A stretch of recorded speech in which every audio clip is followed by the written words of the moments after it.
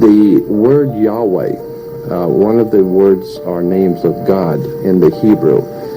Is this to be understood as a proper name, or is Yahweh in fact in Hebrew describing something? It is a descriptive term. This is what I thought. Yeah, it's not the proper name. And could you explain to me exactly what it is describing? It is usually translated, I am who I am, something like that. But more accurately, the tense, which in Hebrew it says Eheyeh, Asher Eheyeh, is a future tense. And therefore it means I will be whoever I will be, in context of the whole biblical tale, and with the throwback to the Sumerian information that I provide in my books. It really means I can be whoever I choose to be. And this is explained in my latest book, Divine Encounters, who really God with the capital G was, is, and will be. Yes. That, I think, is a very important point that Christians need to understand, because so many Christians today, especially fundamentalists, have a set concept in their mind, a pat religious belief system, and it does not seem to fit with the ancient and original Hebrew. And that's why I'm mostly concerned with establishing what did the original Hebrew words mean, and try and get a better handle on where we're going in our Western world religion. There was a professor I heard once talking about Yahweh and why I was interested in it, and he said it also implied stored power that when it is released, it has something to do with power being released, the creative power being released. Was that? Well, that would not flow from this term, Yahweh. That is, whatever, an expansion into this particular professor's theology or beliefs. But obviously, if you contemplate, first of all, with the logic that God granted us, God with a capital G, you would say the following. Well, here we are on this planet called Earth by us, and intelligent life evolved here, according to the Sumerians, helped along a little by the Anunnaki from Nibiru, but there was evolution, which is, by the way, described very scientifically in the first chapter of Genesis. All those who think that there's a contradiction between Bible and evolution are totally wrong. So here we evolved, and we philosophically and otherwise say there's God, a creator of heaven, of earth, and of everything here. Now we say maybe there was, there is, there could be definitely life on Mars, another planet. Another question is, let's say so. Let's say that some beings evolved on Mars with our mental capacity. Did they have their own God? In other words, is there God of Earth and God of Mars and God of another planet? Now you say, no, that doesn't make sense. There must be one God, whatever we mean by that, of our whole solar system. Earth, Mars, doesn't matter. You say, okay, now we're discovering, which was logically, mathematically presumed before, we are discovering that there could be other solar systems and other planets around other stars or suns, and life could have evolved there. And Zechariah Sitchin and Jordan are sitting and discussing this whole issue, and they say, well, yes, that solar system where the seventh planet exists, etc. They have their God, their creator of, but we have our God. In other words, each solar system has a creator. Does this make sense? No.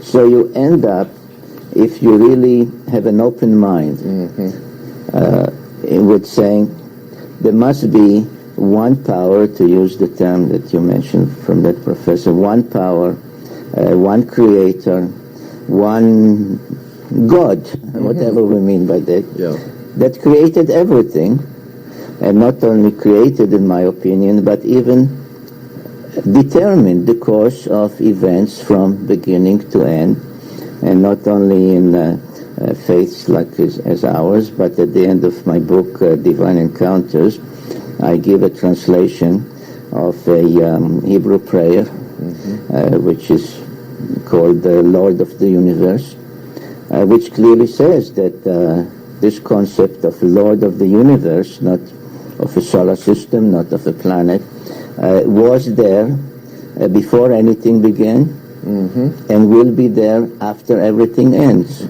And, you know, a conference dealing with catastrophes might as well hear this, what I'm saying. Yes. That God will be there even after the last catastrophe.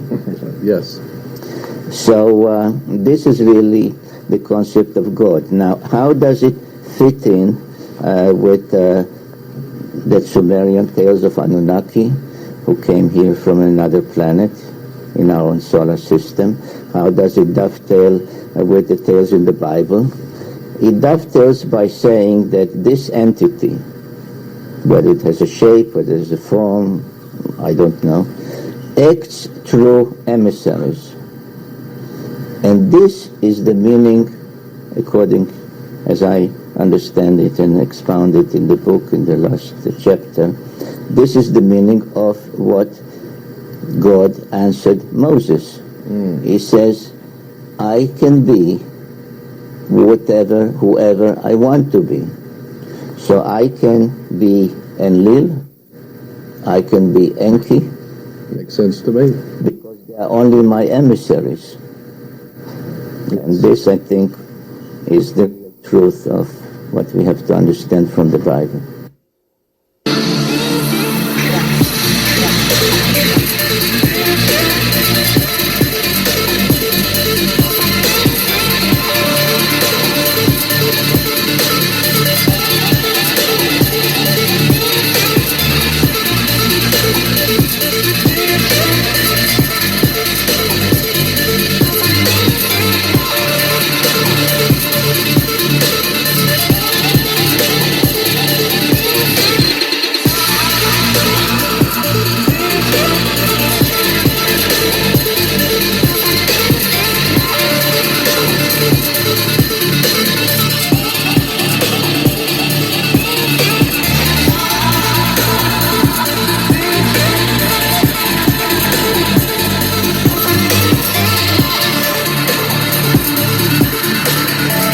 This is the Black Enchiridion transmission.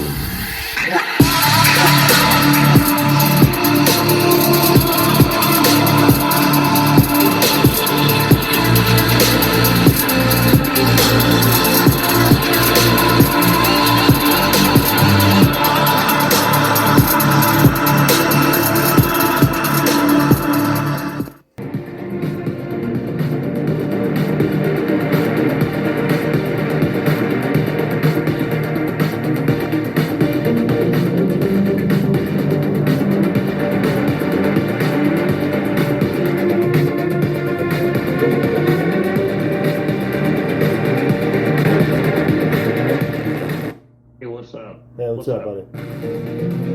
We're just coming on here live. What you got going on? Sorry about that. Yeah.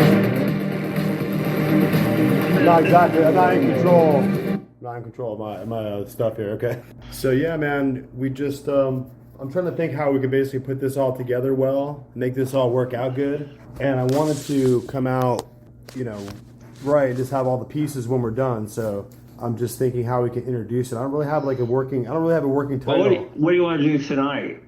The Bible? Yeah, I mean, just the next piece of it. The way I look at it is, let's say we just had that. Now let's introduce the Zachariah Sitchin actual video where he's sitting there with Jordan Maxwell, right? Jordan.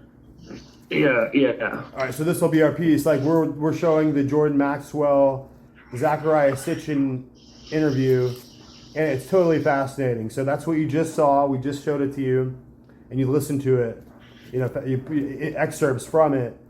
And I never really heard it before. I never really entirely was, aware of that. I was aware of Zechariah Sitchin's work, and I was aware that you're fading out a lot. You keep fading. Yeah. So what do you think about that? Yeah. Jordan Maxwell is the man, and he really gets in there close, and he gets some good questions in. Yeah, I like Jordan Maxwell. I've been following him for years.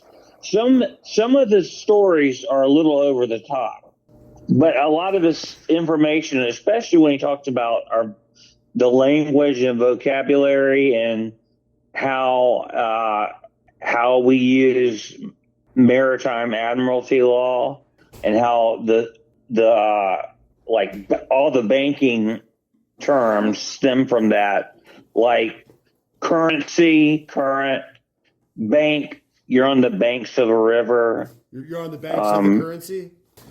You're going underwater when you're losing money. Yeah, so he really opened my eyes to a lot. But some of this stuff's a little over the top. No, I understand it. I think that I think that it's fascinating that they're reaching back to try to put together the big picture. I mean, as I'm going forward here, I got my glasses on, and I'm looking at these articles. I'm trying to get my research in and understand the subject matter here.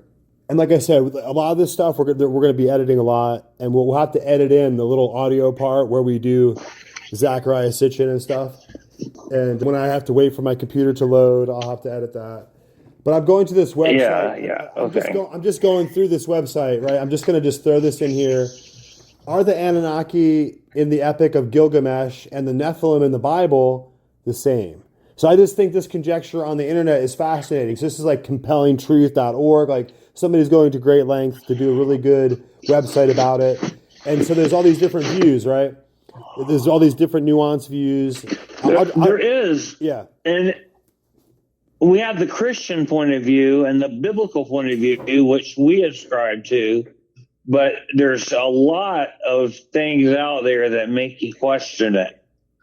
I mean, I'm with God till the end, but there's a lot of information, especially when it goes back to we start talking about epochs of time that the world has gone through and these civilizations that have arisen and fallen, and there's no trace of them except for monuments such as the pyramids and the Sphinx and Machu Picchu. Yeah, and on and on. Teotihuacan. Yeah. Yes. Though I attended a lecture once with Lee and Vivian Gladden, who I think I had mentioned before to you in passing, that wrote a book about the same subject. I think it was called Heirs of the Gods, where they talked about the celestials or the extraterrestrials or whatever, and they made the point that there were only two scriptures in the Bible, both Old and New, where the word God implied a divine, overshadowing, creative force in all creation, as opposed to all the other places, except those two, that talked about Elohim, which was different from the word... These are gods with a small g. Right. This must be understood. These are gods with a small g, who in turn were the emissaries of God with the capital G. And in the New Testament, on which I'm not as an expert as I'm on the Old Testament, but even there is the statement that I'm Alpha and I'm Omega. I'm the first and I'm the last, I'm the beginning and I'm the end, which is exactly what the Hebrew prayer states. That's a fascinating... there were so many questions in relation to that, but I'm very interested in the sons of God also. That is, were the Elohim the sons of the sons of God, or were the Elohim they were the Anunnaki? And it is their sons born on earth who married the daughters of Adam. So then we could say then what you're saying is the Elohim were the ones that in the Hebrew is referred to as the sons of God. No, the Elohim are what the Sumerians called Anunnaki. Okay. Those who from heaven to earth came. They are Elohim in the Bible. Indeed, when you encounter this term, and mostly in connection with the so-called pagan gods that are also called Elohim in the Bible, indeed at some point Joshua gives the Israelites, before they cross the Jordan into the promised land, they say, you now have a choice, like make up your mind. Do you want to follow the Elohim of Egypt? Do you want to follow the Elohim of Mesopotamia? Or do you want to follow Yahweh as the monotheistic concept of one God that rules, controls, designs, etc., everything? You know, the prophet Daniel in the Old Testament, I think it's 4:23 in Daniel, says that he was given a vision by God where he saw the earth, and it was in a total, the words were a desolation, a destruction and a desolation of the world, in a vision taking him back to an ancient time. Can't remember exactly how the words were in Daniel, but that reminded me of Genesis 1:2, where it says that God created the heavens of the earth, or Elohim created the heavens of the earth, and the I raise my hand to tell you that. I mean, indirectly you raise a very, very fundamental question for biblical scholars, and that's for theologians. In Hebrew, the sentence, the verse says, Bereshit, which is translated in the beginning. Elohim, God, created the heaven and the earth. And many, many theologians, for generations, even goes back to Talmudic times, in the time of the temple, the second temple, asked how could it be that the story of creation, of beginning, starts with the second letter of the alphabet, the bet, the beta, the B, and not with the first letter of the alphabet, the aleph, the alpha.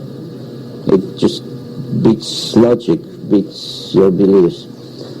And what I show in my book, the latest one, Divine Encounters, is that if you add the aleph, which may have dropped somewhere along the rewritings, etc., of the Bible, it becomes that not Bereshit, Av Reshit, the father of beginning, created Elohim, the heaven and the earth. Oh, okay.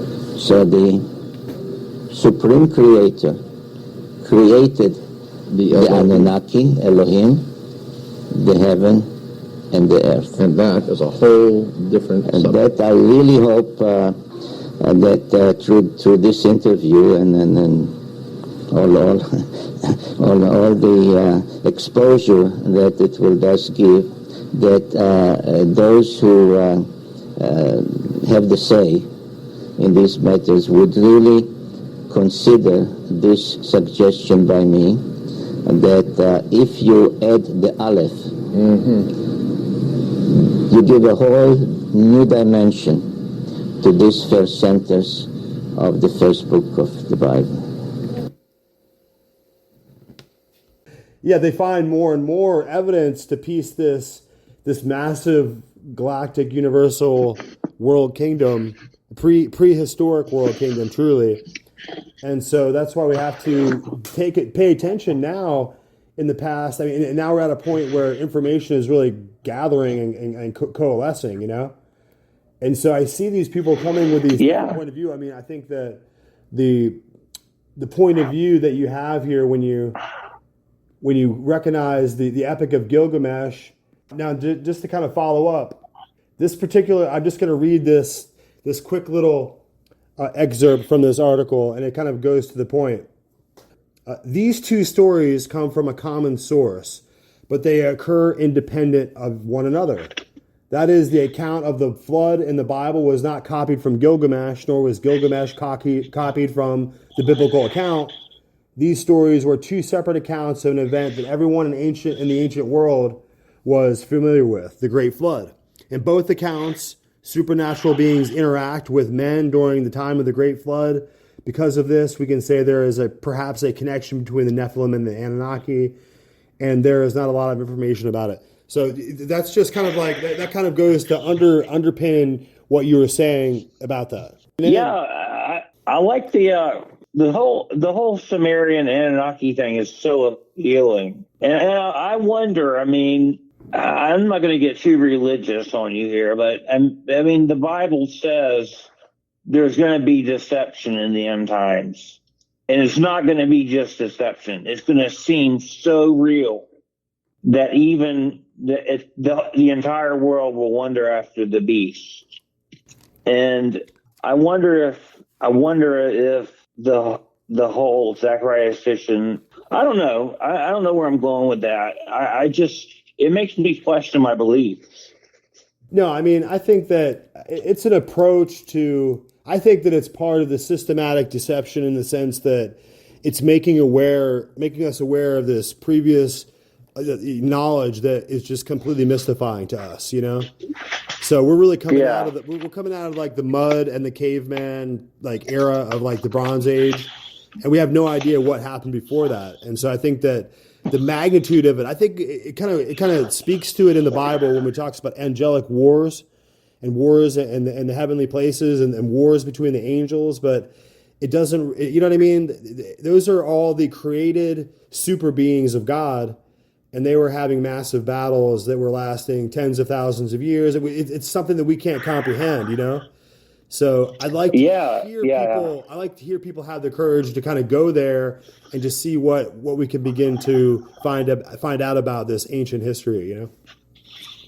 Yeah, I don't know, man. It's so intriguing to me because the whether it's true or not, the whole Anunnaki theory, it really answers a lot of questions and fills in some information, you know, of where we came from.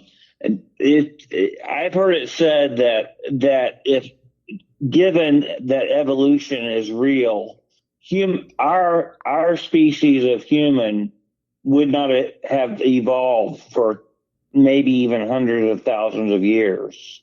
And it's documented that chromosome number 2 has been manipulated with.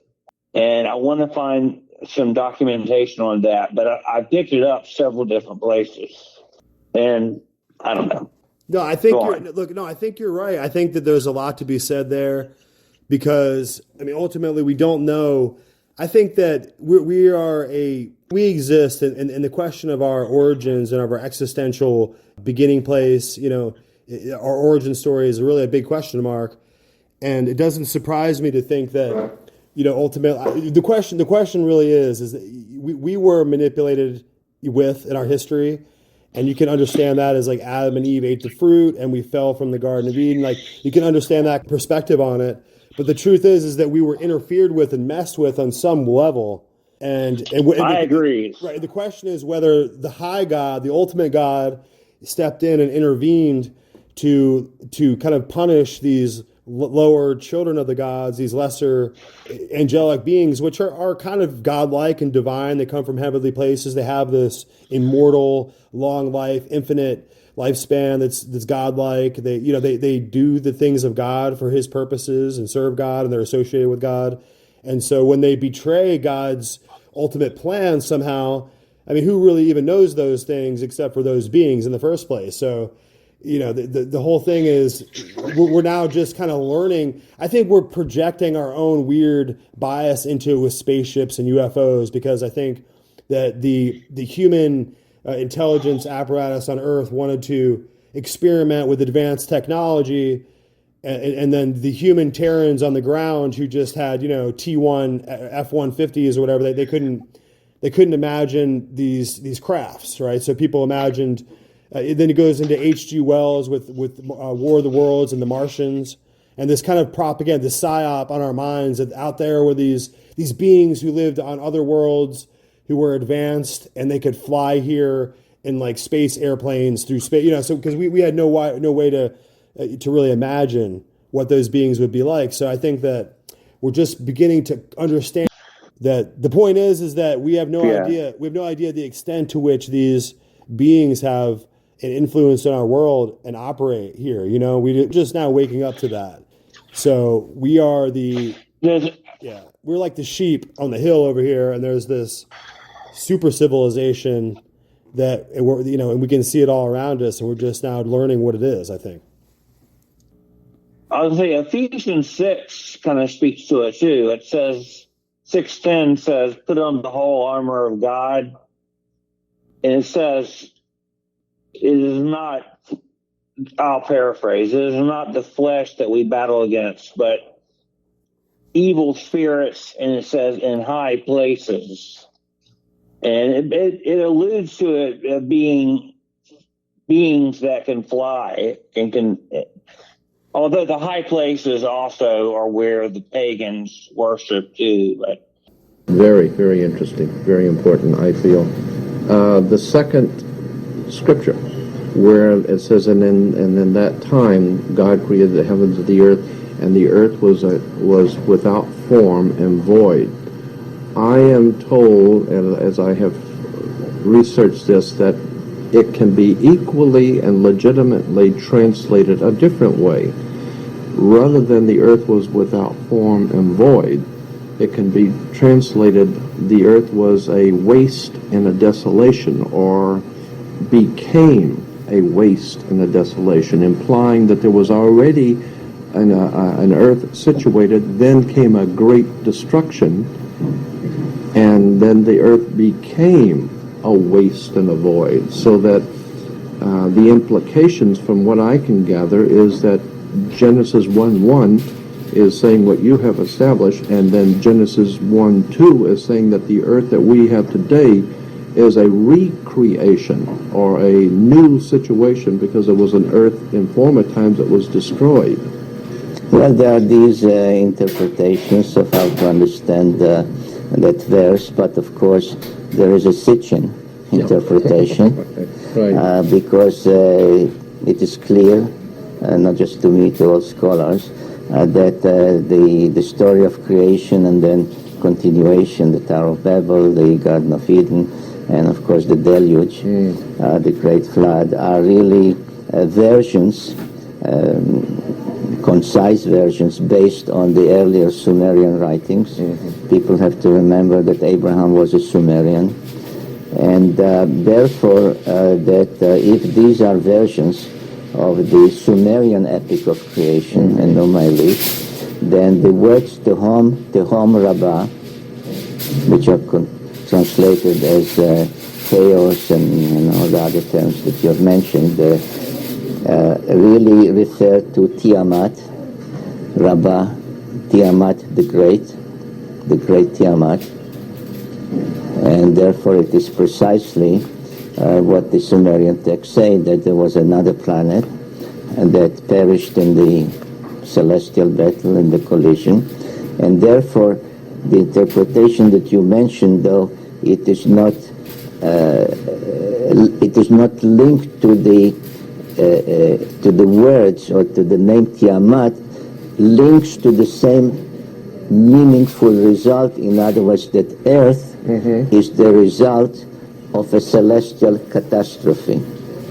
There was a catastrophe from which our planet emerged. Right. Yeah. So it leads to the same conclusion in different ways, and maybe it's good that two approaches lead to the same conclusion. Yeah, but I have always felt that there was most likely another civilizations, ancient civilizations, even before, and this is just my own conjecture, even before the ones that we know of. Definitely, you're absolutely right on that, because even according to the Sumerian tales, and especially in many texts, but especially the so-called King List that deals with the cities, pre-antediluvial cities, and with the 10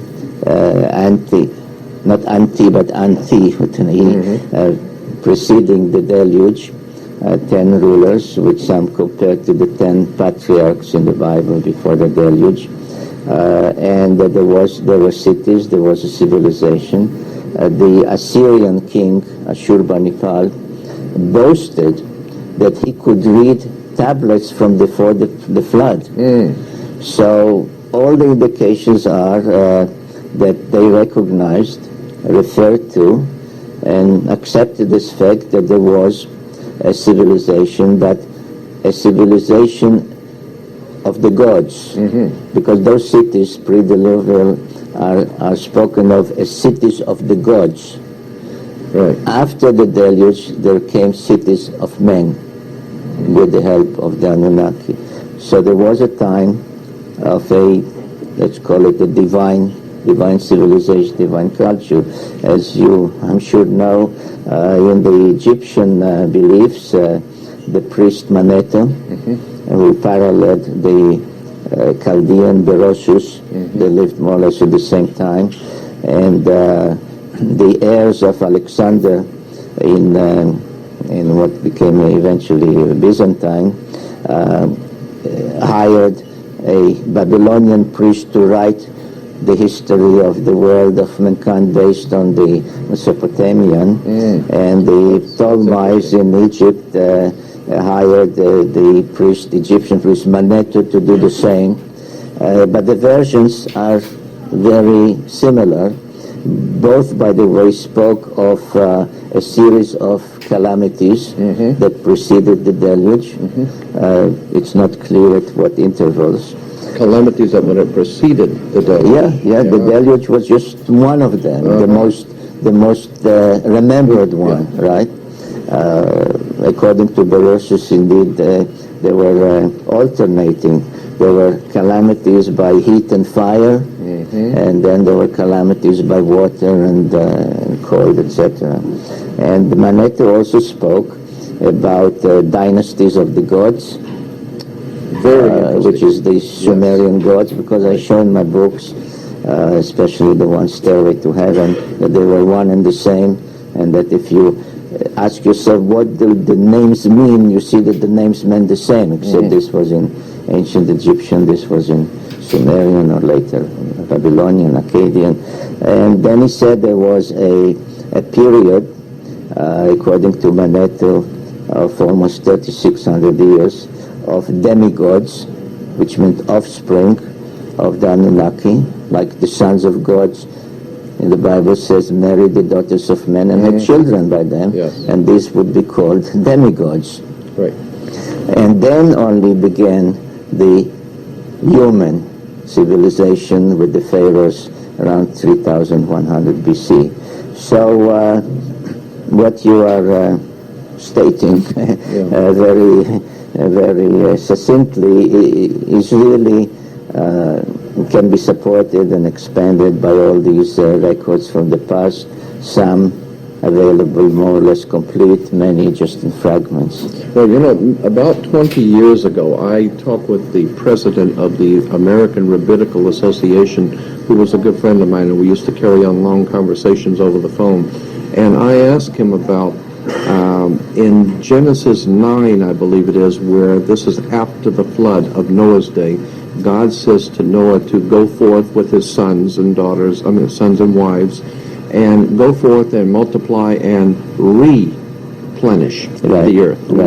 Obviously mean do again. Right. And yes, that's understood, that was and obviously to redo the earth because God had destroyed so much of the life. But then again, if you go back, as I said to him, if you go back to Genesis 1, I believe it's 28, where God creates Adam and Eve, and he's telling the original couple to go forth, reproduce, and replenish the earth. Do it again.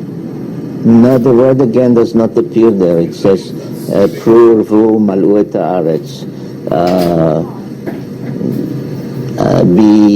Be fruitful in terms of having offspring, revolve, multiply, and fill the earth. But it doesn't have replenish? No. Well, in the original, not regarding Adam. Well, yeah, that's what these are the dangers of translations. I know. The translators really interpret. Yeah. Here's just a quick reminder, guys, of our sponsor, Wendy'sLimited.com. Wendy'sLimited.com has all the hottest new styles, all the most incredible boutique fashion designers available to you. And of course, we're all American, and we're all about making America great again at Wendy'sLimited.com, guys. Wendy'sLimited.com.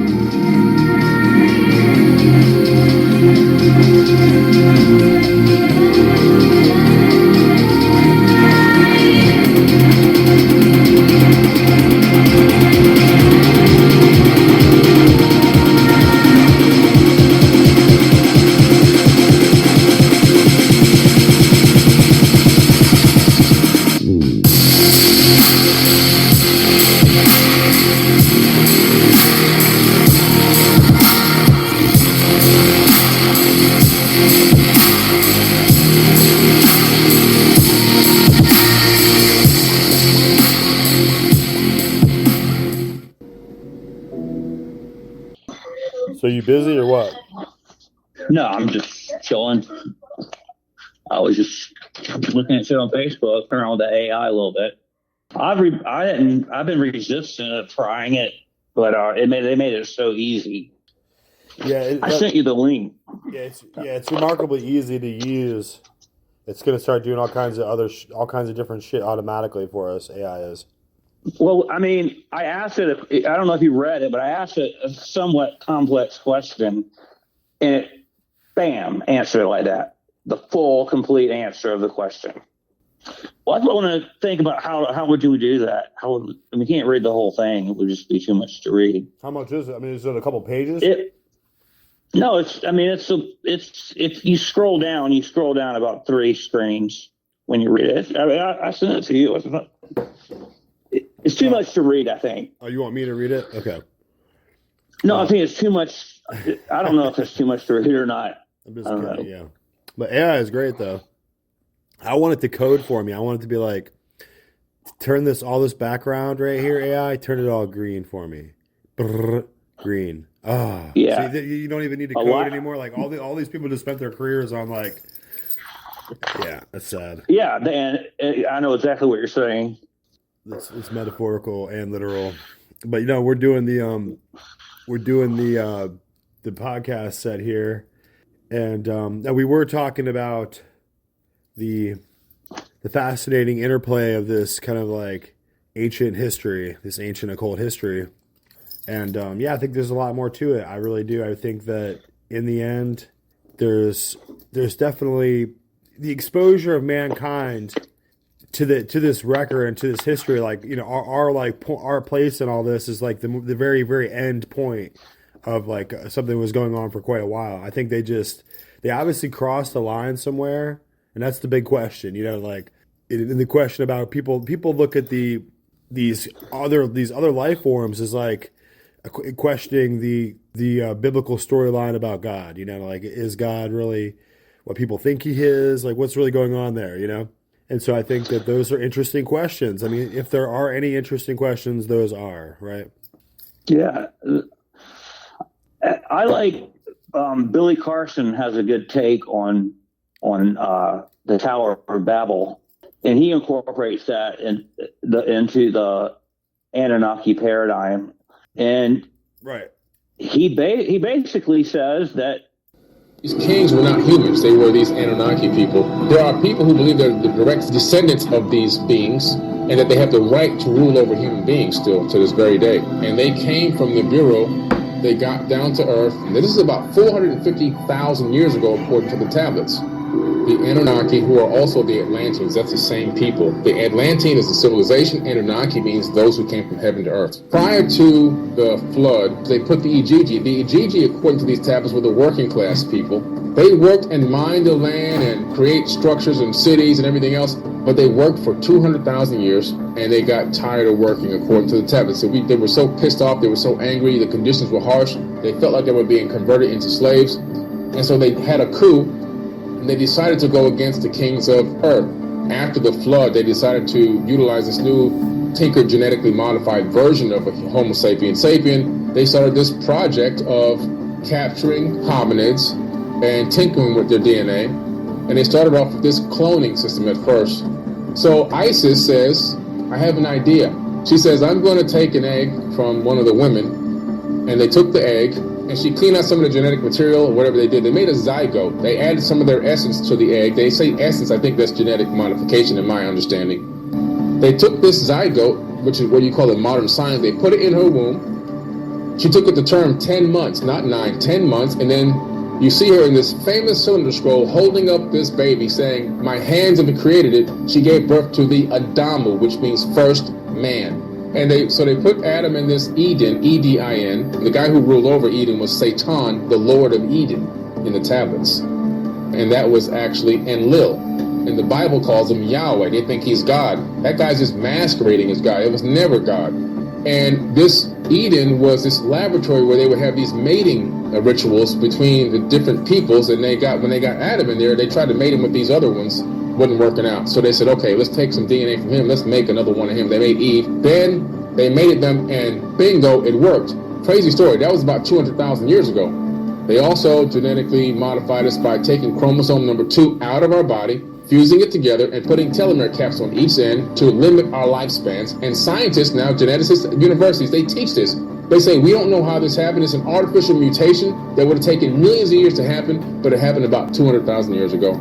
So the tablets line up with modern science once again. And so it's the foundation of a high-level civilization. When we got to one of the highest advanced civilizations, which started out in Sumer and then migrated over into the land of Kemet before it became Egypt, the initial pharaohs would be a direct bloodline of one of these Anunnaki people. When they relocated home base to the land of Kemet, they rebuilt the land of Kem out of the mud because there was a great flood. So we're talking about ancient knowledge. They began to create these mystery schools at this dawn of this new era 36,000 years ago.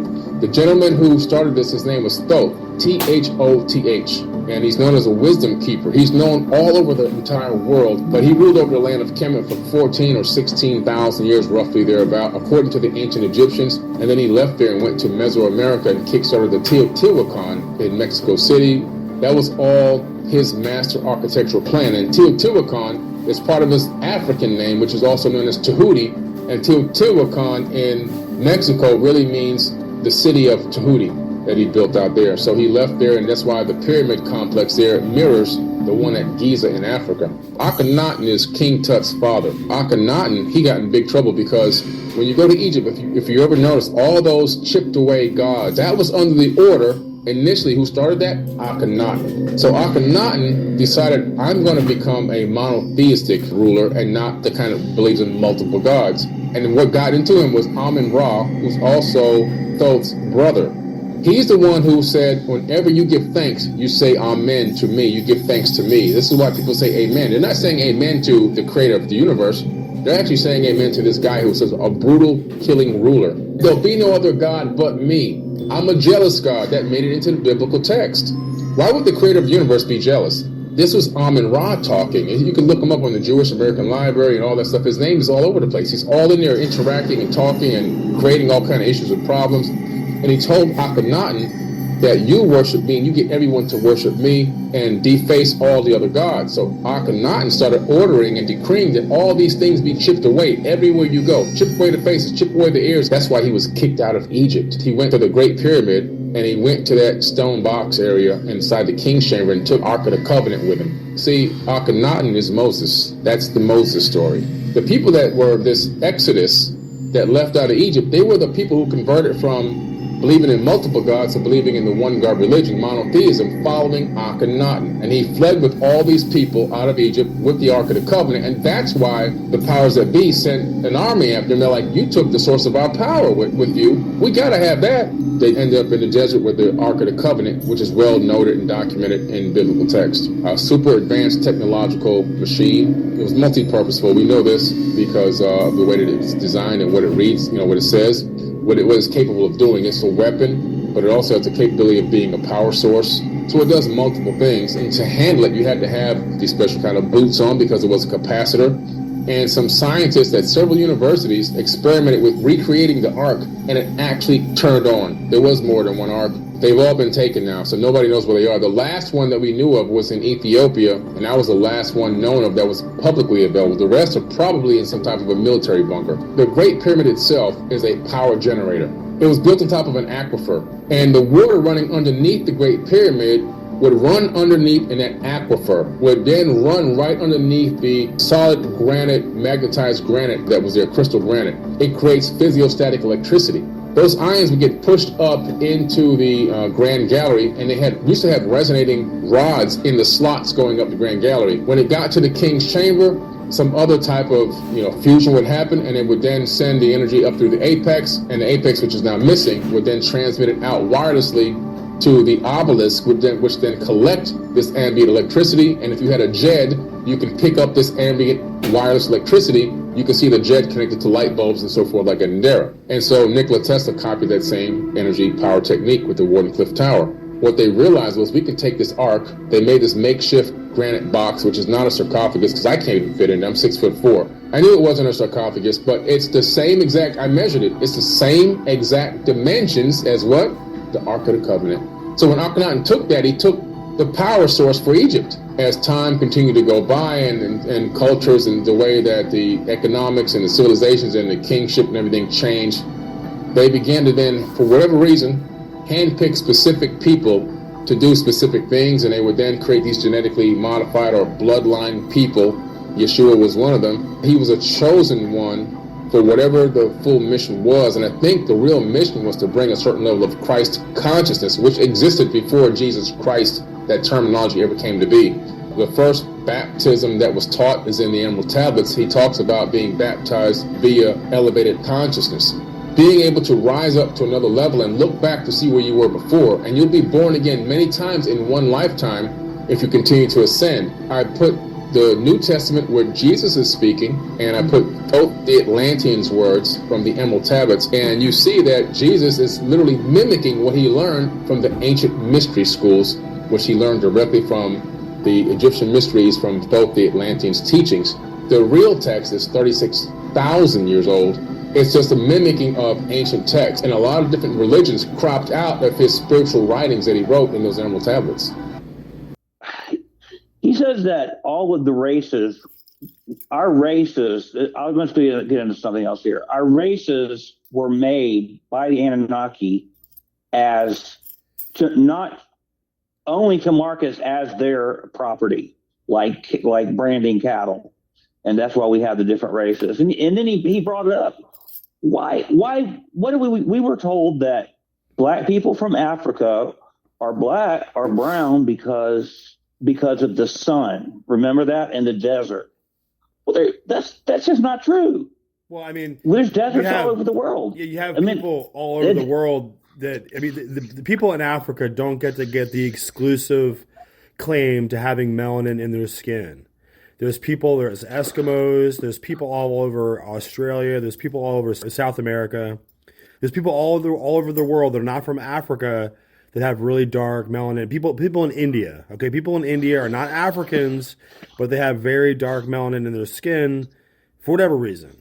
I don't call it whatever you want, but yeah. You can't just be like, it's a weird paradigm. It's the weird black-white paradigm. Like, I think people who are from sub-Saharan Africa think that somehow they are the only people in the world who have a dark complexion, and it's just not true. See what I'm saying? So that term doesn't exclusively refer to Dinesh D'Souza goes over it all the time, because he's a guy who has a little bit of a tan, right? So he gets to say all kinds of comments about it, you know? So it's interesting. Yeah. It's not as simple as people are trying to break it down as.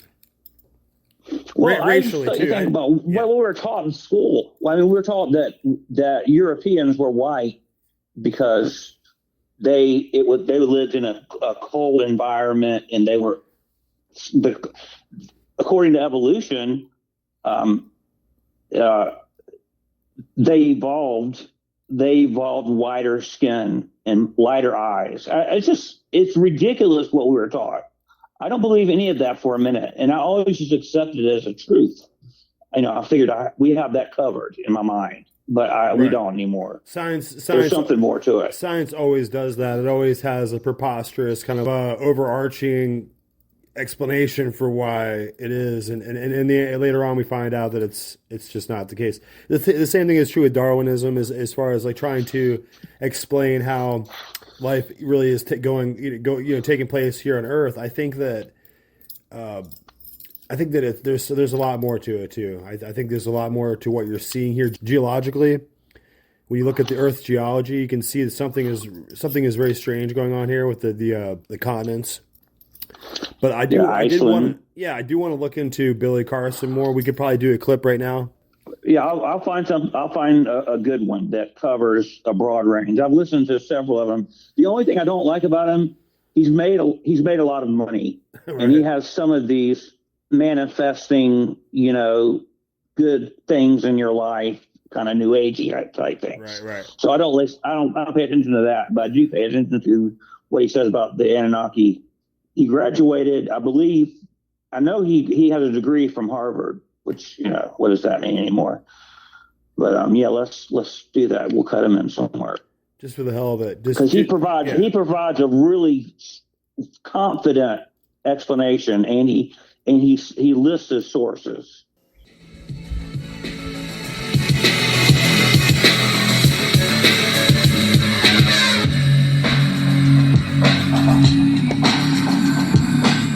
So here we are, guys. We're back with Wendy's Boutique, wendyslimited.com, and the hottest boutique couture online, boutique supremacy online, Wendy's Boutique.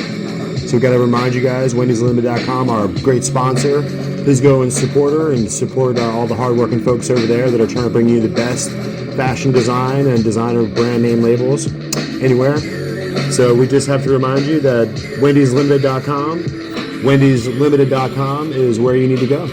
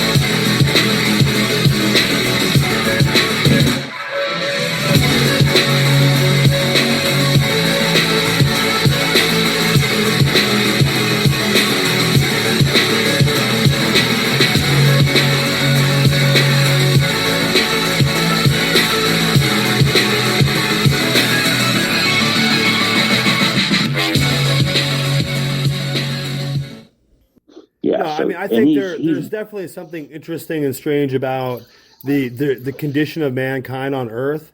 Like when I go to the Serengeti, or if I go to Africa and I go to the plains and I look at and I see the animals there, I see giraffes and I see everything in its natural order, and everything is very colorful and remarkable and wonderful, and I get that, but mankind is just so absurdly out of place. Even when you go through the ostrich and the all the different animal kingdoms and plant kingdoms, and we're so strangely out of place here.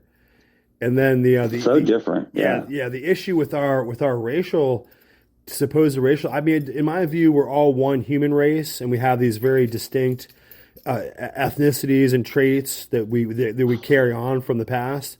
Where that comes from, this very unique, broad. Because if you look at human beings, we look so different sometimes. Sometimes we're so tall or we're so short. You have like pygmy tribes. I mean, it just goes on and on. Like we're so, we're like, it reminds me of like how dogs are all like the same species, but they can be They're tiny. wolves. Yeah, they could be tiny or little or spotted, or they're just all over the place. That's kind of seems like how we are. So are we hybridized is the question. Are we hybridized?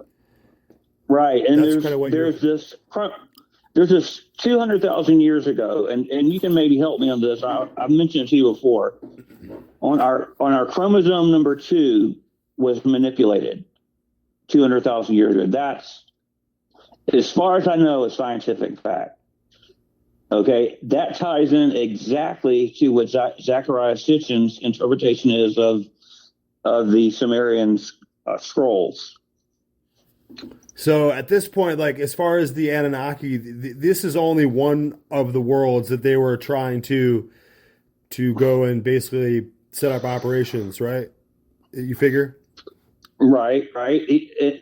That makes sense to me because I mean, in the beginning, the whole scope and the whole expanse of the solar system and the universe was open to Adam or Adam and Eve, however you want to like understand that story. And they fell. They were not Terrans. They were not people who lived on the earth. They were extraterrestrial originally. The humans were. And then they fell, they sinned, and they something changed, and then they were no longer able to move around like before, and they were terrestrials. So that whole idea of this prehistory, this kind of like spreading out of time before, because if you look in like we said in Genesis, there's a helicopter flying over, but yeah, in Genesis, Adam was around the whole time that God was going through the creative event. He was even naming all the animals and naming all the species until the very end. So it presupposes that there's this long period of time unfolding for maybe millions and millions of years, right? While God is because he's not going down and just immediately creating species. He's letting these species play out over time, letting adaptation, right.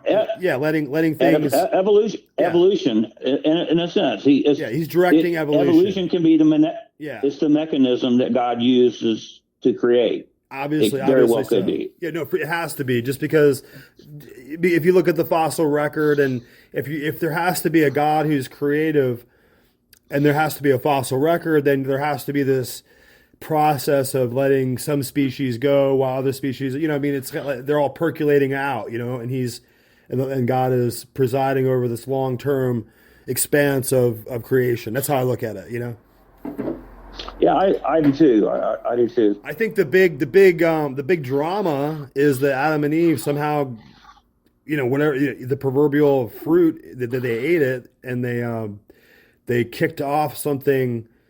They started some kind of like entropy. They introduced like some kind of galactic process, right? No, that was entropy. You're right. That's the way I look at it too. Maybe it wasn't really moving like that before. Maybe things were different in some kind of stasis, and they pulled the ripcord on something. Obviously, they did. I mean, we're all here. Look at this mess, And so we're looking back at what the Incas and the Mayans and the Aztecs did not build that shit. They didn't build it.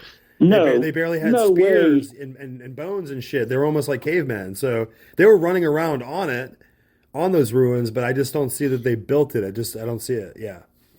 No, they didn't. They talk about the Olmecs. The Olmecs were ancients, and there's these gigantic heads all throughout South America. They call them Olmec heads, and they are African. They have African features. All of the Olmec heads have African features, which says Africans were populating in South America. Well, the Anunnaki story dovetails into that because they set up South America. They set up, according to the narrative, they set up colonies in South America and Africa and South Africa. There are so many questions I know that I have wanted to ask in relation to the word El being one of the... Was El, in fact, a Hebrew word as such, or was El existing before the Hebrew language? El is the Hebrew for what... Hebrew stems from Akkadian. Okay. All Semitic languages stem from Akkadian. Canaanite, Phoenician, Moabite, etc. stem from Akkadian, which was the language that came after the demise of the Sumerian civilization, a little before, and Babylonian, Assyrian. Right? So when I read an Assyrian text, it's almost like Hebrew. I mean, not exactly. There are dialects and so on. So the Hebrew word El, which is usually translated God or divine being, really is from the Akkadian Ilu, ILU. ILU, yes. ILU. Yes. And it meant literally the lofty one. So if you want to be very precise, you have to translate wherever it says El, you have to say the lofty one. Now, I was asked... You mean the elites? The lofty one. You never know. You never know. Maybe elite comes from that. Yeah? Well, here's a new subject. I was asked, for example, by my brother, he says, well, if Yahweh told Moses, who persisted to know, what is your name, he said to him, call me, whatever, or he really told him, tell the Israelites that Ehyeh asher ehyeh, whoever I want to be, I'll be sent you to be my spokesman, emissary.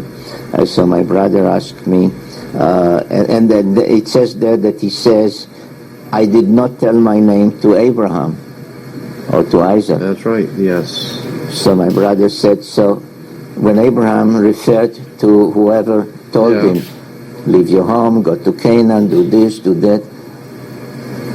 Who was he talking to? When he went to his wife, when he went to Isaac, and said, I'm supposed to take you to Mount Moriah. Who did he say? Who did he say told me that? Yes. Good question. If he had no name. I said, well, we find an answer to that because after Abraham saved his nephew Lot from the attackers who came from Mesopotamia, the war of the kings of the east against the Canaanite kings, he saved him. He was met at the gates of the future Jerusalem by the high priest, who offered him bread and wine, and he wanted to offer Abraham some of the booty, some of the, material, and Abraham said, no, I did it because El Elyon instructed me to do it. El Elyon means the supreme El. Not the lofty one, which would be an Anunnaki, but the one who is above them, which takes you back to God with the capital G, etc., etc. I'm so very appreciative of your time, but I really have to ask you something that's important to me. In my particular work in examining the occult or hidden symbolism in our modern-day religious and political movements, I became fascinated about 20 years ago with the symbol of the sun as it is used by the secret societies, the fraternal orders, and especially in our political and religious symbolism today. It was fascinating to me that the sun, when you brought up that what we're talking about, or it was, I guess David Talbot even talked about the sun being Saturn, but the sun has been used, that sun symbol with the winged sun, you brought out, was the symbol of the Anunnaki? The symbol of Nibiru, of the so-called 12th planet. All right, so that implies... Because as I showed you on these monuments, which I showed just two of them, I could choose many more.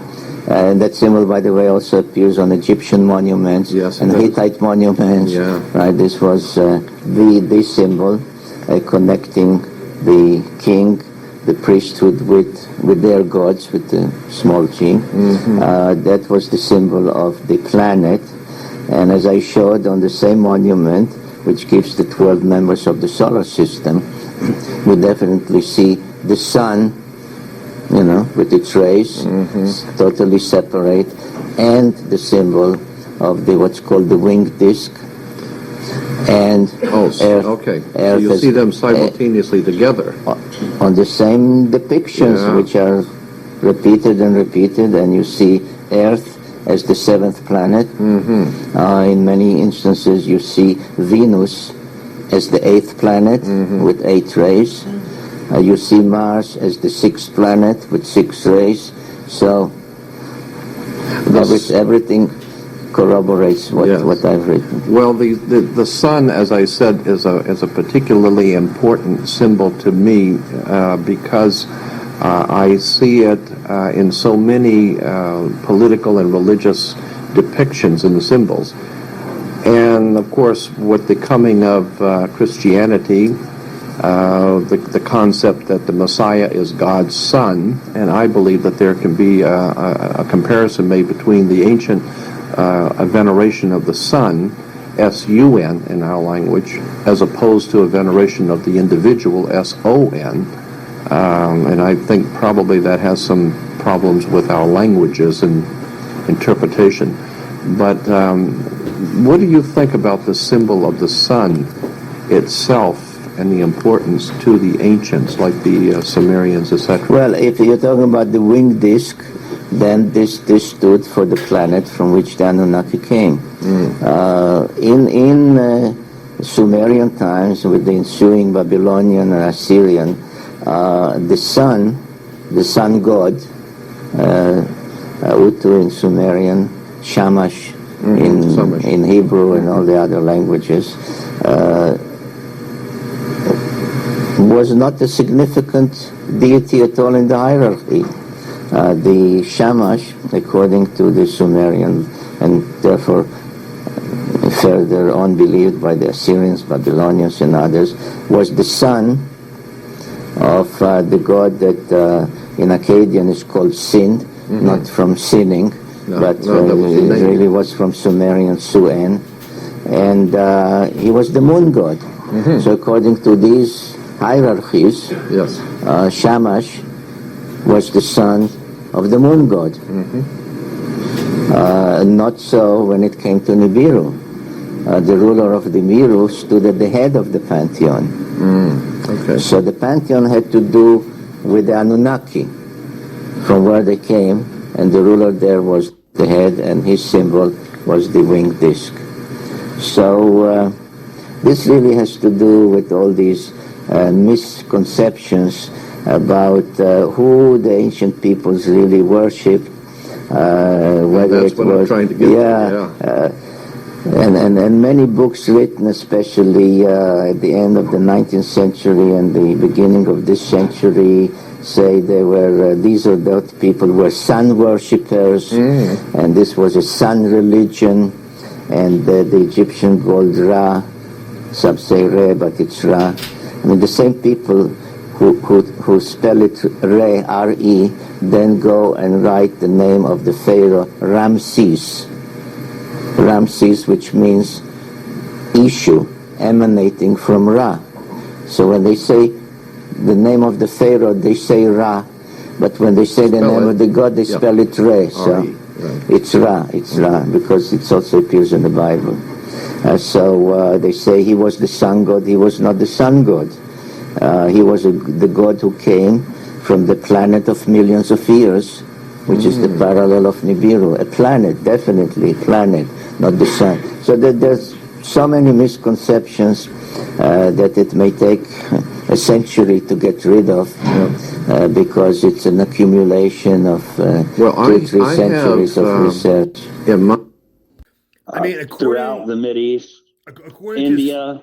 according to some of these people who are really interested in this early kind of origin story of Earth and who are coming from the biblical Genesis point of view, not to just kind of harp on that continuously, but I mean, I think that they look at it as like, from what I've heard from the narrative, that Earth used to be this one supercontinent, like Pangea, and then Pangea and Gondwana. and then something is happening along the way where there's going to be these cathartic kind of like catastrophes over time, and that we're gonna end up with this the continental shift where we have the continents tearing apart, and then you can see that if you look at the dinosaurs, the fossils, that's easy enough to do. That you can see that there was certain dinosaur features on both sides in South obviously South America and Africa were together in one piece. Right, but it's just a matter of whether it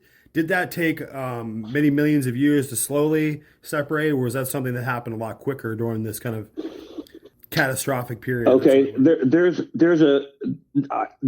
a good point. I'll never remember this guy's name. If you put that all back together, if you put it all together as one continent, it kind of makes sense more, maybe, you know? So. No, it does, but he calls it, and Einstein subscribed to this theory as well, this idea, and I can't remember the scientist's name, but you may when I tell you, it's called mass global displacement, I believe is what it's called. And the way it is imagine the Earth's crust is the skin of an orange. And imagine if you could keep that orange completely encapsulated, but separate the fruit from the orange and move the skin around. Right, I got you. That's analogous to how the Earth, and that's a sudden thing. But also, but also there's water there too. There's water on Earth, and I don't subscribe to the flat Earth kind of stuff. That seems to be like paradoxically insane to think that way. But people always want to question, how is there so much water? You know, obviously the centrifugal force of gravity holding the water to the surface of the Earth.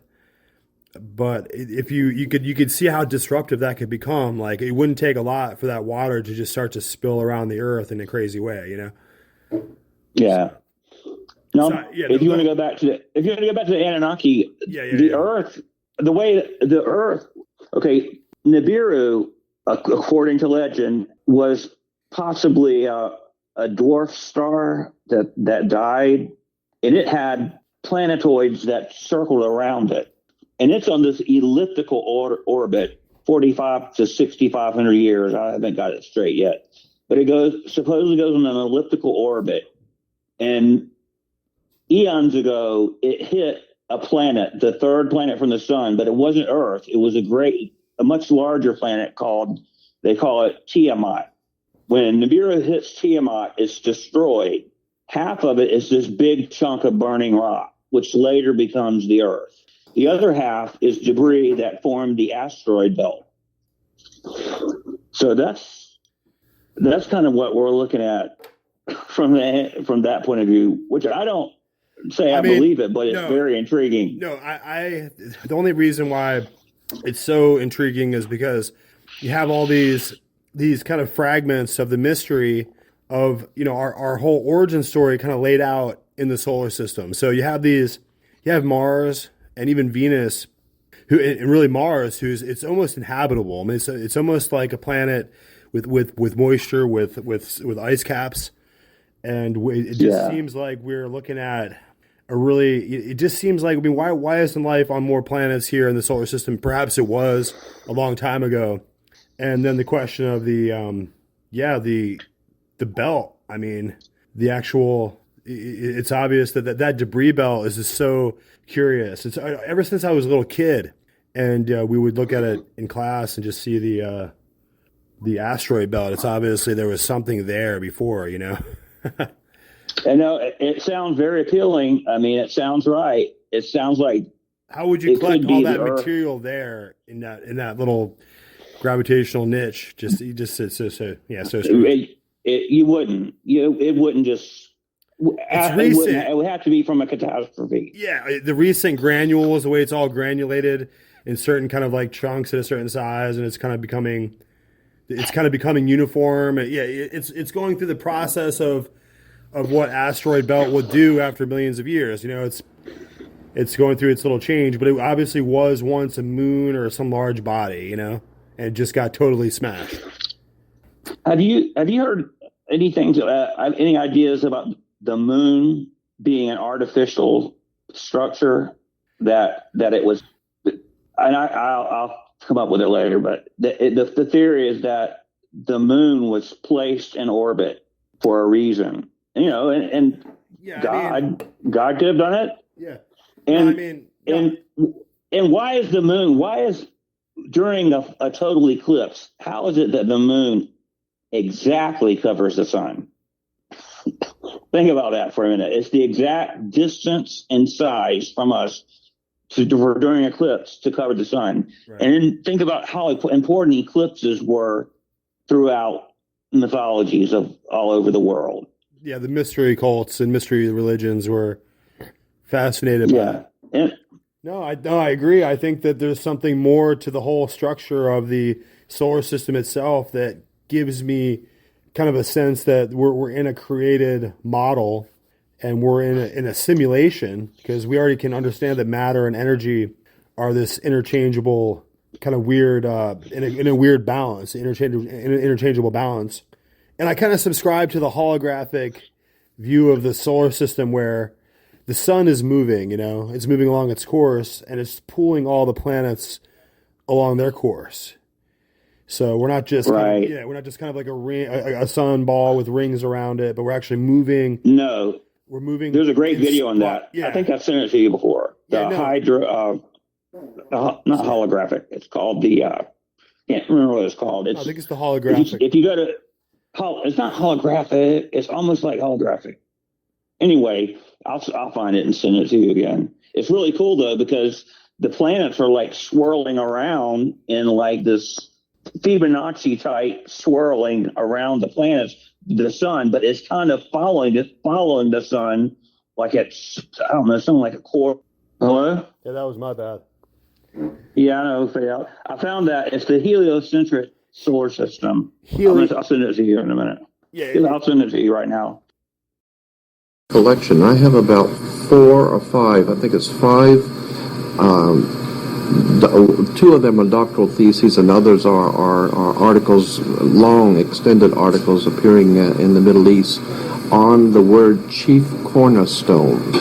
And I picked up on that. That was a fascinating study where the word chief cornerstone is translated from the Hebrew when it appears in Hebrew, which is, I think, Psalms 118:22, where Messiah is referred to as the chief cornerstone.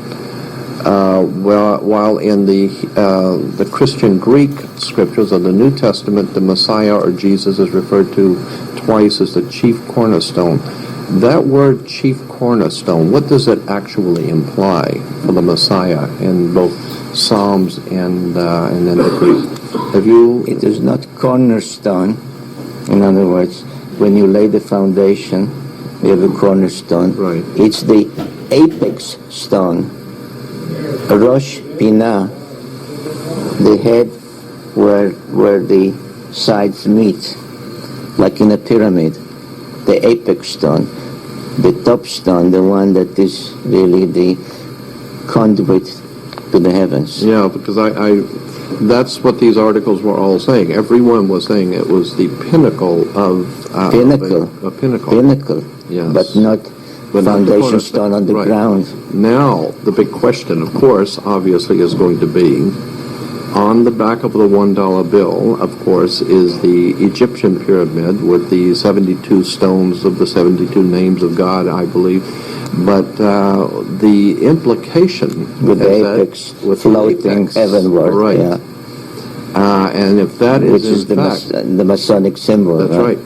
But it is also, as you brought out, the word actually in Hebrew in Psalm 118, yeah, which means the peak of the pinnacle. And remember, even in the New Testament, when Satan takes Jesus to the temple to tempt him, the scripture says he takes him up to the pinnacle of the temple, to the point of the temple. I am totally sure that there's a lot of symbolism that the early. I think we should rewrite the Bible. Yeah. In English, not in Hebrew. That's very important. As a matter of fact, I was thinking about a new translation based on my understanding of it. I think that would be absolutely important for so many people in the Western world to get a better grasp on the symbolism, the implications of the original words, where they came from, and just get a new understanding from where all of this came. With your help, yes, I would love to do that. To be. Is there anything else you might tell us about that symbol of the pinnacle or the chief cornerstone, and how that might be of importance to us, particularly in this time that we're living, when everyone seems to be especially in the Christian world, looking for the Messiah? What would be your thoughts on the concept of the Messiah being the chief cornerstone, the coming back, God's You don't kingdom? think I'll be drawn into that? No. I don't. No. Oh, okay. You tried. Okay. All right. Because I will go on record as saying I think that there is an entire story here that needs to be looked at. This whole concept of a coming kingdom of God, the Messianic kingdom, the chief cornerstone, the ancient gods. There seems to be... I think that the literal translation, even from the New Testament, is not just the second coming, second, but the return of the kingdom of heaven, right? Yes, return. That brings us to probably... the conclusion of this interview. Well, the planet, Nibiru. Is there anything I can have you say concerning the return of Nibiru that you...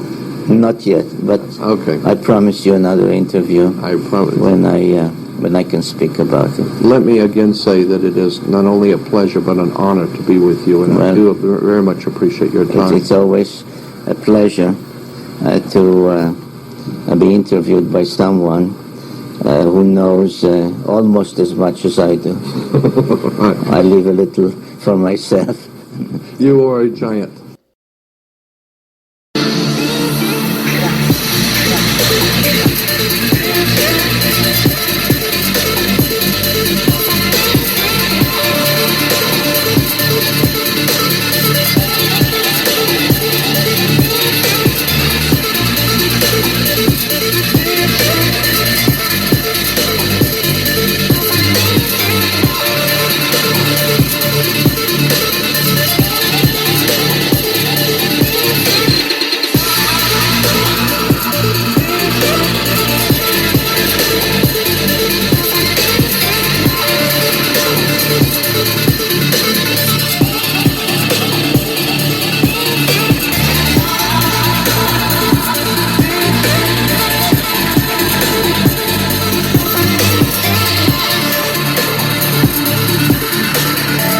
This is the Black Enchiridion transmission.